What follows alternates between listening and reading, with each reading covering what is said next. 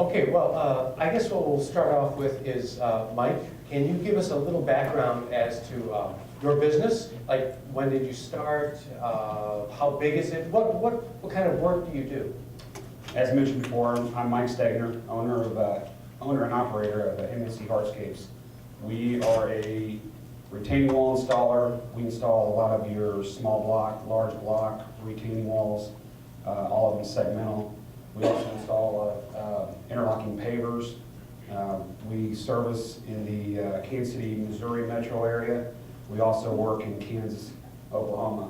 We employ 12 to 15 people, and at our peak we're at about 20. Okay, all right. Now, how did you get started with CAF, with Dean Machinery? Can you tell us a little bit about how your relationship began?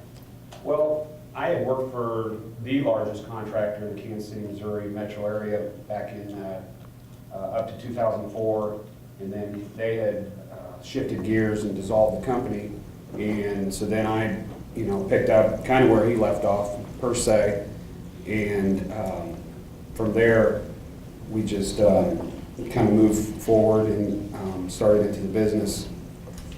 Okay, but now how did you get connected with Derek's company? Oh, that's right. At that time, being a young company, we had little or no credit as a business coming on, and we went to see about getting financing through Brand X, trying to finance some equipment, and then I had some relations with Dean Machinery, and we basically started out. We put a machine on rental purchase, and pretty much started from there. Okay. Dean Machinery pretty much gave us our first shot at rental purchase. So you've been renting. What kind of machines and how does renting help your business? Well, from an estimating standpoint of view, it gives us the capabilities of bidding on some projects that might be a little bit larger Sure. than what we can handle with our equipment base, I guess we'll call it. Mm-hmm. So from there, we're able to rent something like a 330, so a big track hoe, in order to set large block walls. It really broadens our spectrum, and then we'll turn around and rent like a telehandler or something like that to facilitate our needs on a job. So it really broadens our horizons, meaning to where I don't have to buy that piece of equipment and have it sit in the yard and figure out which job I'm going to be able to use it on next, when we primarily use the skid steer units. And backing up just a little bit, the size of your company, what kind of equipment inventory do you have right now? Right now we have 4, I think the 262s, and then we have 2 of the 289 track loaders, and then the 304C. This is bad, I'm looking at him to find out what I have. But, yeah, that's primarily what we run. Okay, and with the renting, how does the repair and maintenance go? How does that work? Basically, it works really well because on the maintenance side of it, it's truly a blessing, because if I have any issues with equipment, we're able to go to Dean Machinery and pick up, just like anybody, pick up all the parts you need. There's been times we've been doing snow removal and we have a hose go down at 11 o'clock at night. Their snow going to be open, but they're open, their schedules are open 24 hours.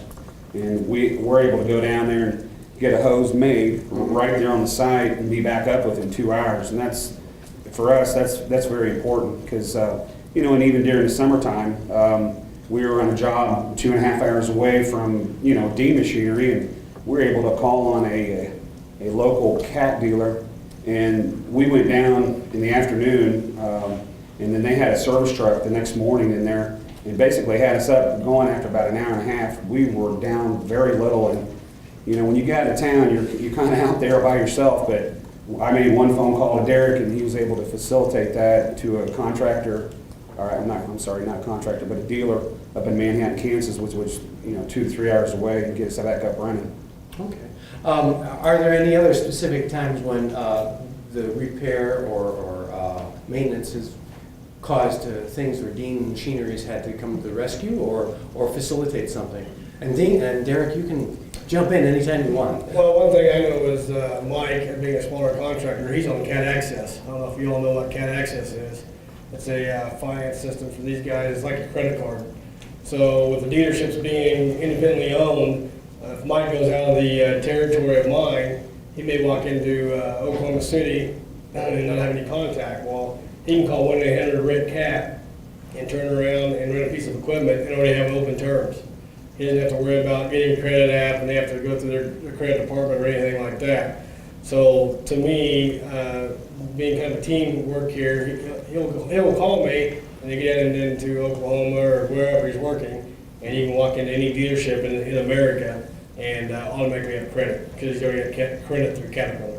That's fantastic. Yeah, that's huge for us because, I mean, truthfully, whether it's equipment, maintenance, repairs, no matter where we go, we're dialed in. We don't have to worry about that. If I have a machine go down, I have no worries. I have a project manager that's in the field, and a lot of times he'll, as he said, Oklahoma City, we're doing a big project there, and lo and behold, we needed some parts for one of our skid steers, and they had already gone to one of the dealers local there, picked up all the parts, got it all back in, and then it was conversation that night that we were down for 2 hours, and I didn't even know about it. And that's, in our business, that's huge. When I can go and count on not being down for a long period of time, and then that's all taken care of. We don't have to sit there and make these phone calls. And like you said about the CAT access, I don't have to sit there and worry about, okay, well, can we mail them a check? Are they going to invoice us? Do I put it on a credit card? What do we got to do? Because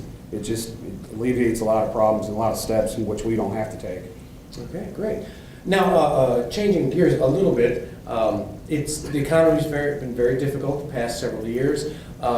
Is there anything that you, with your company, Mike, have done to try and alleviate or deal with this situation? Anything that you and Derek work together on? Can you address that? Yeah, for us as a company, it's been an ongoing, I wouldn't say battle, but it's as far as, like I'm saying, a company, it's everything that we do, whether it's from the estimating all the way forward, we're always constantly figuring out how to, it's basically building jobs for what you have in bid for. That's kind of that's the saying and the talk in our office all the time is, I'll have a guy call in and say, well, hey, can we afford to rent this or do this? And it's just, you're constantly zeroing in on the numbers, and it's all about building relationships with our contractors that we work for, and they know what to expect. So I think the whole catalyst here is it's all about expectations.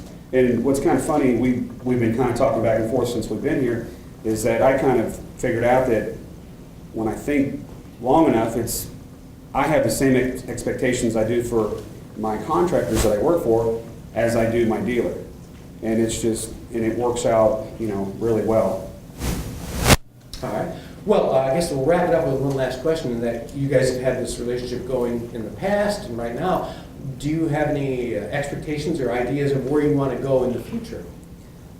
Well, it's, as my salesman, he's always asking me, hey, what kind of piece of equipment can we get you into? It's always the underlying question, So, as stated before, we get into a regiment to where when we rent something, I start paying attention to how much we rent, how many times we've rented that piece of equipment, and we kind of keep an eye on that because there is that threshold of should you rent it or should you own it, and so we're constantly watching that. For us, we use the telehandler quite a bit, and I've been thinking about possibly purchasing that, and then he's always hitting me up to buy a 308, and I'm just like, well, let's just hold off for a little bit, because that thing's awfully pretty, but I need it working to make me money, so. But I would say in the near future, we'll probably be, sorry to tell you, but it'd probably be a telehandler before the 308. And, the thing, too, is we always joke with each other is that every time I purchase a piece of equipment, he always reminds me that I was a year too late buying it. So I don't know if that's the commission part or the fact that I could have been using it more. I don't know. Derek, anything you want to add? One thing I'd like to say, I think, especially with Mike and the smaller companies, a lot of people see Caterpillar and they see the big machineries out there, and you have the guys like Mike out there who are young, they're they're starting up a company, and the whole rental thing is good for guys like that. Because like he said, he called me up last winter, and he needed a 330 size excavator for a big wall job he had. Well, you know, he didn't need it for a long period of time, but he needed it for 6 months. But he didn't even want to buy one or own one. Yeah. So it was great for him to be able to call me up. And I just think, in general, as a dealership, it's great to have a relationship with the guy who's starting up and catching that next guy who's going to grow. Because like Mike, I mean, when I first ran across him, you know, he didn't know nothing. He was just getting into business. As far as skid steers, he is. He RPO'd that first machine, and we RPO'd the second machine. Yeah. And the third machine came around, I said, hey, Mike, I think we could probably go ahead and let's see if we can run this through Cat Finance. And ever since then, it's been a great business for both of us, a great partnership. Right. Because in the end, it's all about partnership in this business. Yeah, he's exactly right. We got into that larger wall job, and we thought we could reach it with our equipment from the backside, and we got down there, it's like, oh boy, this is not gonna work. And so our strict deal there is, and I had him 3 times out on the job site going, Derek, we're working from this spot, how can we reach that? All the 330 will be fine. Okay, well, what about down here, you know? So, you know, and he was very knowledgeable, and he's always, you know, had the answers. There's a saying back in Kansas City, Missouri, is that it's a Ford dealership, I should say brand X, but it says it's not all Fords are created equal, it's your dealer that makes the difference. And I always joke around with him and say that's these guys, because you know, that, like I said before, that's one thing I don't have to worry about. When it comes to doing a job, we have operators, you know, within our staff to operate that equipment, and we just go in and we just plug in what it costs us to rent it if we don't own it. And so, like I said before, it kind of broadens our horizons, and so therefore, I'm a little more aggressive taking on a job that I may not feel comfortable with if I didn't have the equipment. As say somebody else, they're probably thinking, well, all we have is skid steers. We can't reach that, or we can't do this. We do a lot of jobs that are, I call them nasty jobs. I mean, we did a big creek lining job where I should have brought one of the pictures, but we literally had a track machine that when we were carrying it down the creek, the tracks were under the water every time we brought material in. So, you know, it's just constantly looking at what I need as far as, you know, equipment, and these guys are always there to answer the questions. So. All right. Well, couldn't say it better myself. Well, thank you very much, gentlemen. Both Mike and Derek are going to be here through lunch, so if you have any questions, you want to get the real lowdown on how this relationship works, feel free to talk to them. At this point in time, we're going to turn it back to Jason, who's going to talk about compact excavators and loaders. So thank you very much. Thanks, gentlemen.